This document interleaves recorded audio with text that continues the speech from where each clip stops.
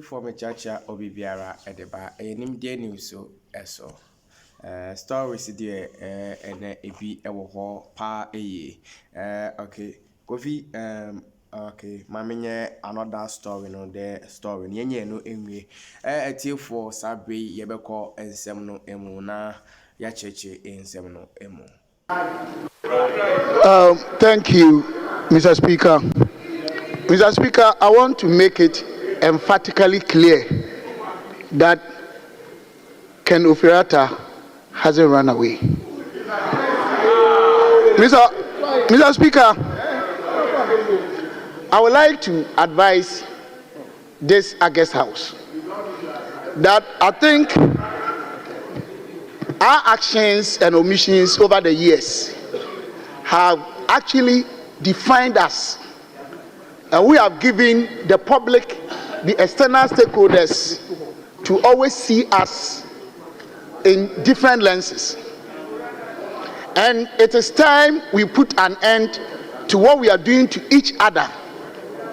Mr. Speaker, some of the descriptions they're giving, some even went to the extent of saying that the economy that he left, in fact, I cannot repeat those evil words they use in-house. Mr. Speaker, 2016, the economic Ken Ofirata inherited was growing at 3.4%. Mr. Speaker, the inflationary rate was 15.4. Mr. Speaker, lending rate was about 40%. But for COVID, by 2019, we were growing 7%. Inflation was 7%. Under Ofirata, we have been able to implement one of the most enviable pro-poor policies on the continent of Africa. How could you describe such a man because of global crisis? Your own former finance minister, do you know the description you are giving to your country? Do you know how you are placing Ghana on the globe because of politics? Do you know what you are doing to your country? Very soon your ministers will be leaving Ghana for other places, for international assignments, and this is what they will read from your own lips. Mr. Speaker, we shouldn't allow this outmoded, colloquial, primitive politics to continue to destroy our country. Mr. Speaker, we are one people with one destiny as a nation. Mr. Speaker, I am only advising the House. Honorable Sivinamwa, did I hear you say primitive politics? No, I'm talking about Ghana. Will you consider withdrawing the word primitive politics? Okay. Mr. Speaker, with your indulgence, I have done so. But Mr. Speaker, I think I have to make myself clearer here. I am not even speaking against one side. I am talking about actions and inactions, omissions and behaviors that are dwindling the very reputation of this House. We've been doing this to ourselves for far too long.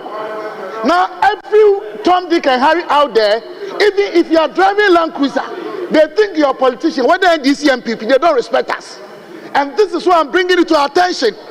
That we allow yesterday's propaganda or actions or omissions to continue to keep on destroying the very image and reputation of this August House? Is that what we want to do? This is the question I'm asking. Mr. Speaker, are we teaching the younger generation what we are doing today? Mr. Speaker, what does the Constitution say? Article 18, Clause 2. With your permission. A. No one shall be subjected to the interference of his private home and properties. Has that happened or not? The very Constitution that we ourselves, the very laws that we ourselves made, we are undermining the same laws because of politics. We should not sit here and because of politics forget the fact that the same Ken Ofirata made your family members have free school. Your nephews, your children, your aunties, your friends, your mosque members, your church members. But for Ken Ofori-Atta, they would have been home. Let us stop these things against either NDC or MPP. Let us maintain our reputations as a house. Let us believe in one fact that we are one people with a common destiny as a country. All these things we must stop. That is what I mean. Yesterday's politics we should forget, because we are destroying each other, and we call ourselves honorable members. We all deserve that. But please, Mr. Speaker, what I'm trying to tell the House is that sometimes, because of politics, we say these things, we think we are joking, but those out there, they believe in what we say and they disrespect all of us. Let us protect each other. Let us keep the dignity of this house intact and portray to the people out there that yes, we have changed. Mr. Speaker, I am ending by telling each and everyone, especially my brothers and sisters from the other side, to repent. To repent. These behaviors must be stopped. We don't do that to ourselves. Look at Honorable Agoja, very respectable, our leader, respectable. We are all respectable members, but because of politics, I should call you thief, you are this, you are that, and when you go out there, you want people to respect us. I think this should be the last time for all of us. Let us show love and constructive discussions, constructive conflict C-type, not A-type. All members conclude. Mr. Speaker, in conclusion, I would like to re-emphasize the point that Ken Ofori-Atta, until proven guilty by court of competent jurisdiction, cannot be described and defined as somebody who is criminal. Thank you very much.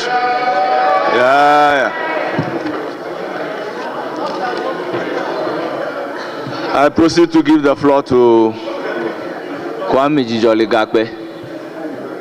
Thank you, Mr. Speaker, for giving me the opportunity. Mr. Speaker, the Honorable Ken Ofori-Atta is not above the law. He is not above the law.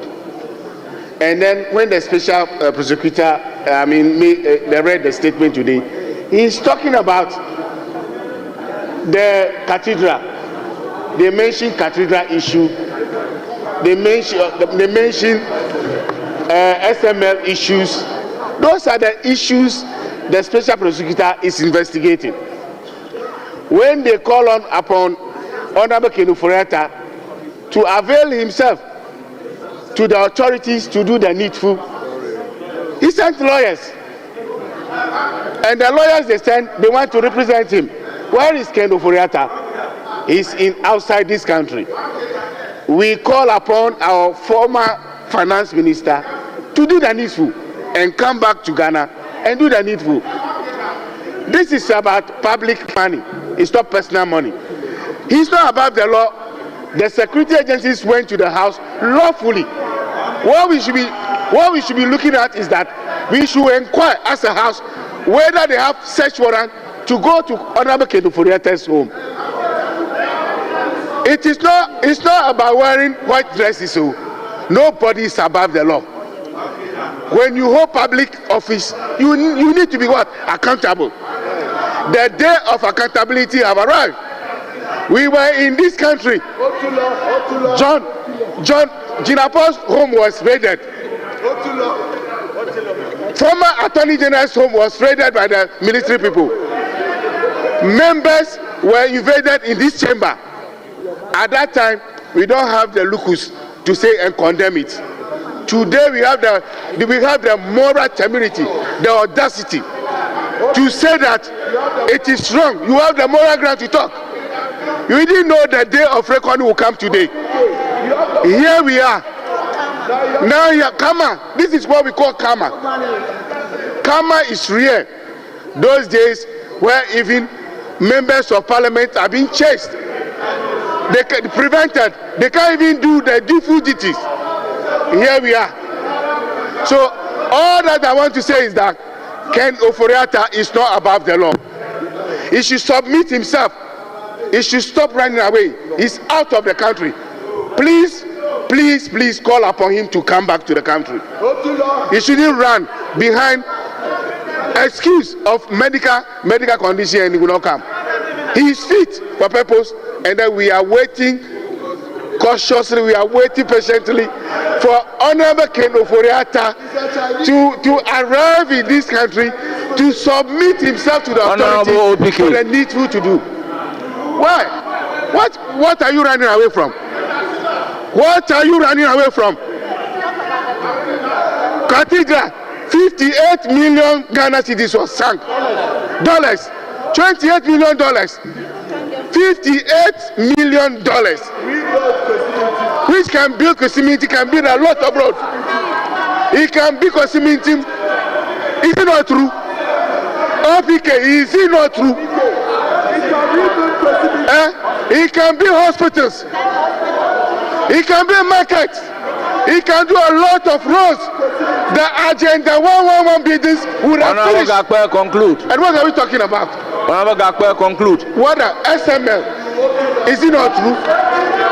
Is it not true? Yes. The biggest hole ever Ghana have actually constructed. So nobody is chasing former minister for me. He is supposed to submit himself to the authority to do the needful, and he is not above the law. Mr. Speaker, on this juncture, he swore an oath to protect the public purse, and now the day of accountability is here. So he should just commit himself. Thank you very much for giving me the opportunity. That works. But I say to you that allow the courts to decide whether a man is guilty or not. Thank you. Thank you very much. Now, Honorable Member for Bolgatanga, is it Central or Central? Yes. Thank you very much, Mr. Speaker. Mr. Speaker, I am very sad that in our country the biggest perceived enemy of our economy is being defended the way my colleagues are doing. And everybody knows. And everybody knows. No. Everybody knows. Everybody knows. Honorable